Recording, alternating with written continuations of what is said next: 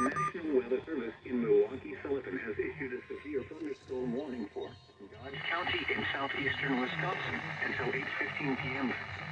At 7:17 p.m., a severe thunderstorm was located near Watertown, moving northeast at 40 miles an hour. Hazard, 60 miles an hour wind gusts and quarter-size hail. Source, radar indicated. Impact, hail damage to vehicles is expected. Expect wind damage to roofs, siding, and trees. Locations impacted include Watertown, Beaver Dam, Hartford, Waupun, Mayville, Columbus, Oregon, Juneau, Lomira, Celessa, Hustisford, Iron Ridge, Burnett, Rubicon, Lebanon, Fox Lake, Woodland, Reevesville, Brownsville, and Neosho. Other landmarks included are the following locations: Oregon Marsh.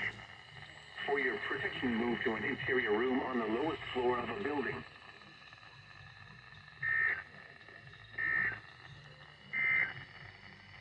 This is the NOAA Weather Radio.